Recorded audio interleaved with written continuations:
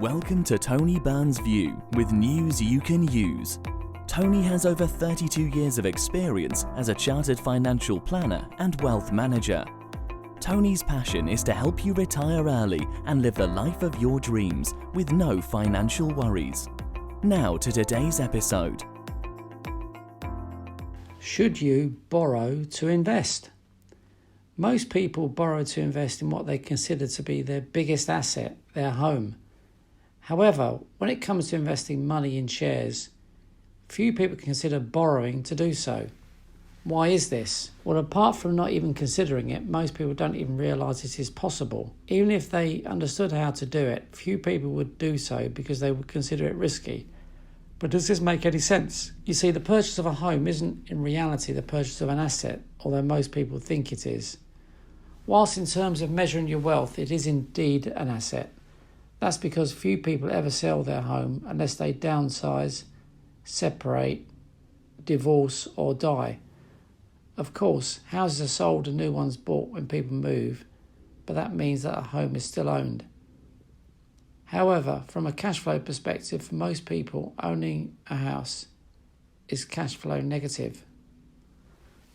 The problem with owning a home is that it is, in effect, a liability because it doesn't usually generate any income, and all you ever do is spend money on it, whether it be mortgage repayments, routine repairs and maintenance, or more substantial home improvements from time to time. On the other hand, an asset that generates an income that more than covers the mortgage repayments plus all other costs, like a buy-to-let property, can more realistically be described as an asset because it is cash flow positive. It washes its face. So why don't investors usually borrow to invest in shares? Because it is risky, I hear you say. However, is it truly risky? Let's face it, most people's pensions are invested primarily in shares, especially FTSE 100 index shares. Shares usually pay dividends. Currently, the yield on the FTSE 100 share index is 3.42%.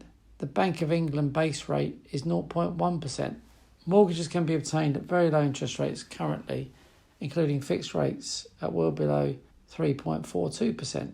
So borrowing to invest in Britain's top 100 companies will cost you nothing.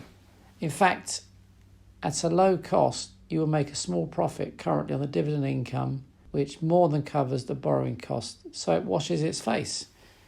However, in reality, no mortgage lender will lend you money to buy shares. Furthermore, the potential capital gain from owning these shares is very attractive. According to IG, between 1984 and 2019, the FTSE 100 rose by 654% in price and 1,377% on a total return basis.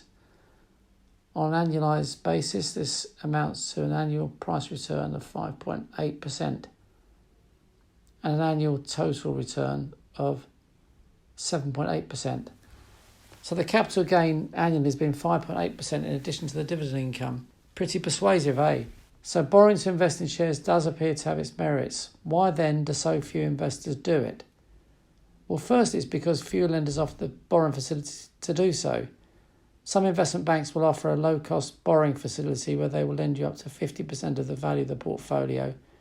But the caveat is that you have to invest in their discretionary fund management service.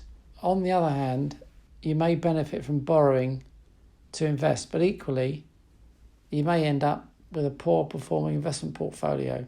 An alternative approach is where you have plenty of cash savings and a low interest rate mortgage. You might prefer to not pay off your mortgage, especially if the interest rate is, say, 2% or less, and instead invest the money. Interestingly, lenders are more than willing to lend you money to buy a home which generates no income and costs you money to maintain, whereas they are unwilling to lend to you to invest your money in shares which provide dividend income which more than covers the borrowing costs. Perverse but true. I know individuals who have mortgages with interest rates of less than 1%. They have no interest whatsoever in repaying these mortgages while rates remain so low. Instead, they invest money with us and enjoy very attractive rates of return, which have exceeded the returns of the FTSE 100 index for more than a quarter of a century. So if you'd like advice on borrowing to invest, speak to a chartered or certified financial planner. You know it makes sense.